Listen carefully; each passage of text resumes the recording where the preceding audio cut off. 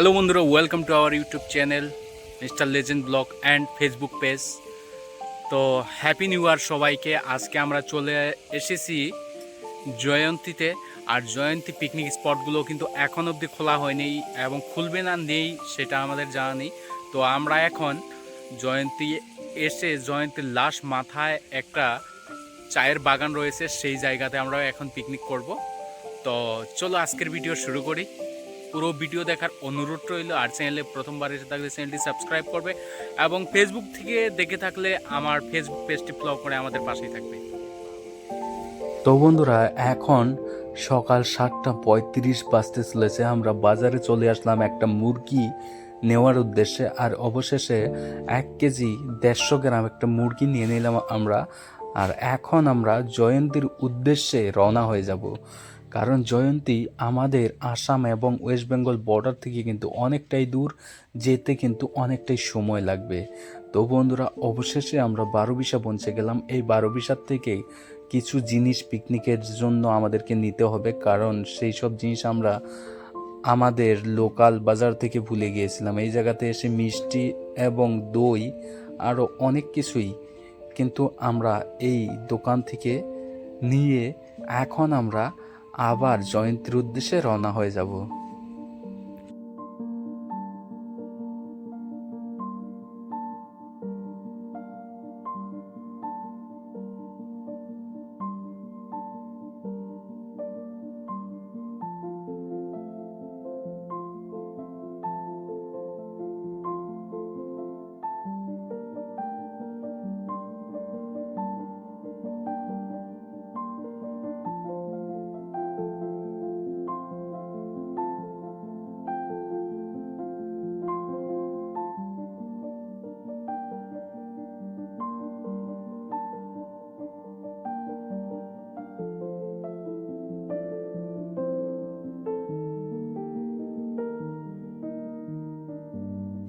তো বন্ধুরা, আমরা 4 জন বন্ধু মিলে কিন্তু আজকে পিকনিক করতে যাচ্ছি জয়ন্তীতে। এর আগে কিন্তু আমি বাইক নিয়ে এই জয়ন্তী 2-3 বার গিয়েছিলাম। আর বন্ধুরা, এই সিধা রাস্তাটা কিন্তু আলিপুর দুয়ারে গিয়ে পৌঁছাবে। এখন আমরা এই বাইরের রাস্তাটাতে কেটে যাব, কারণ আমাদেরকে এখন শামুকতলা যেতে হবে প্রথমে। আর বন্ধুরা, এই সব রাস্তায় যখনই আমি আসি তখনই কিন্তু আমার অনেকটাই ভালো লাগে, কারণ এই রাস্তার গ্রিনারি, অসাধারণ গ্রিনারি দেখে কিন্তু মনটা অটোমেটিক ভালো হয়ে যায়। আর এই দিক থেকে আগিয়ে যতই যাবেন ততই কিন্তু অসাধারণ গ্রিনারি দেখতে পারবেন। তো বন্ধুরা, অবশেষে আমরা শামুকতলায় চলে আসলাম। শামুকতলার থেকে এখন কিন্তু এক রাস্তাতেই একবারে জয়ন্তী গিয়ে পৌঁছাবে এই রাস্তাটা। আর বন্ধুরা, এই জয়ন্তীতে আমি আজ থেকে কয়েক বছর আগে বাইক নিয়ে এসেছিলাম। তখনও কিন্তু পিকনিক স্পটগুলো বন্ধ ছিল, বাট আমি বাইক দিয়ে অনেকটুক জায়গা কিন্তু কভার করেছিলাম। আর এই জায়গার রাস্তাগুলো আপনারা তো দেখতেই পারছেন কতটা সুন্দর দেখতে।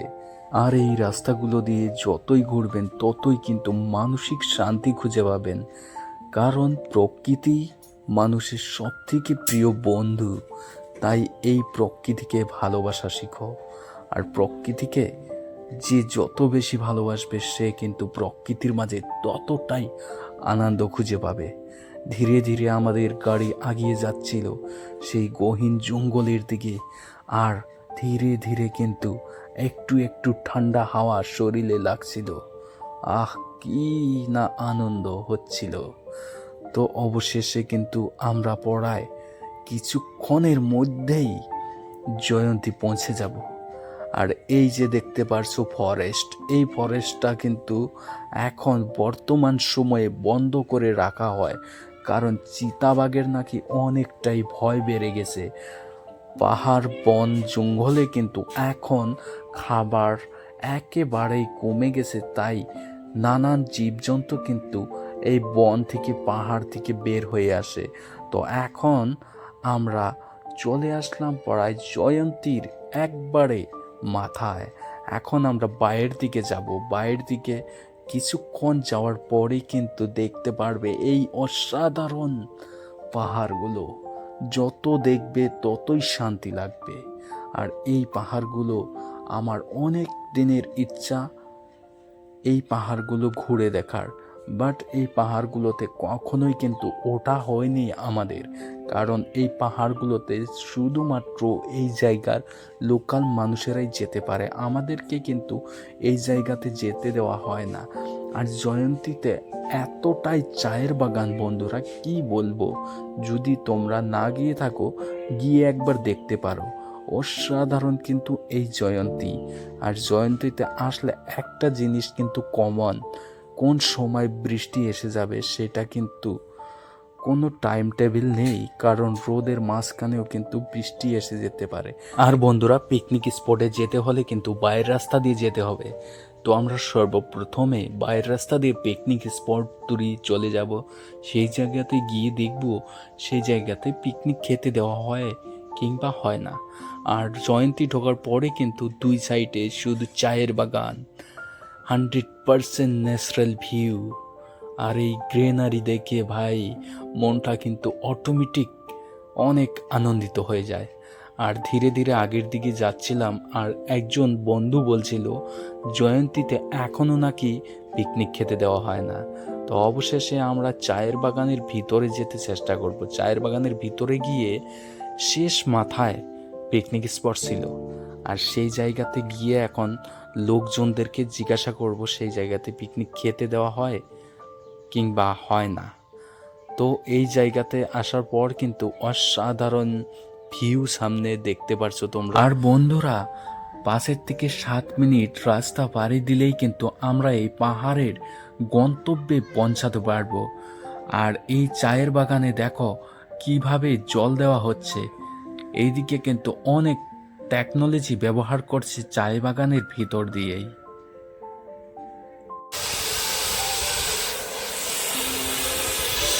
বন্ধুরা, একটা অদ্ভুত দৃশ্য দেখো, চায়ের খেতে এইভাবেই কিন্তু জল দেওয়া হয়।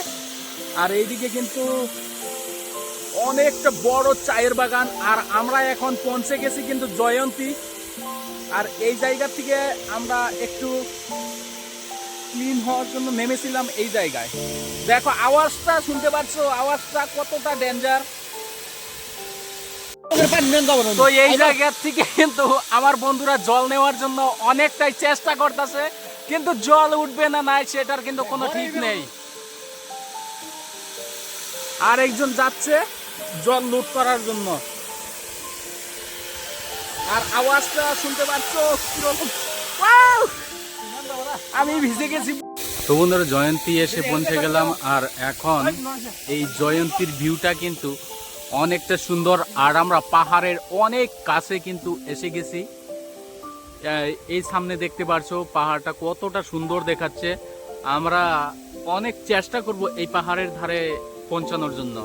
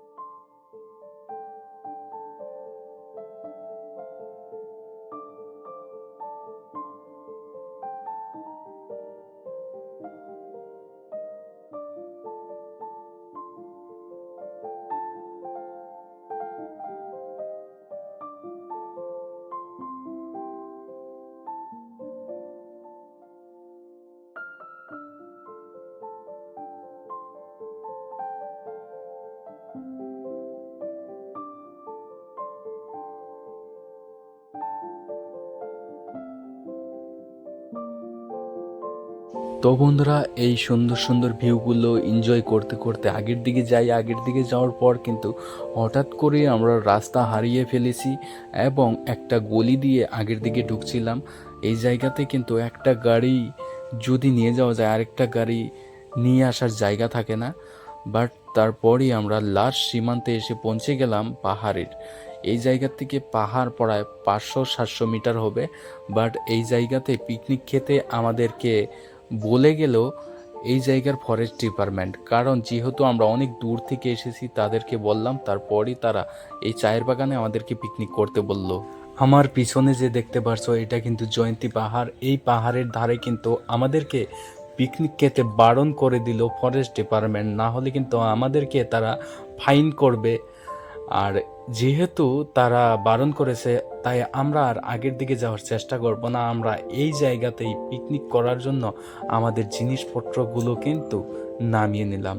তো প্রথমে আমরা এই জায়গাতে ডিম সিদ্ধ বসিয়ে দিলাম, যেহেতু আমরা অনেক দূর থেকে এসেছি আর আমাদের আসতে আসতে কিন্তু প্রায় 12:30 বেজে গেল। এখন তাড়াতাড়ি আমাদেরকে কিন্তু রান্নাবান্না করতে হবে, আবার খেতে হবে।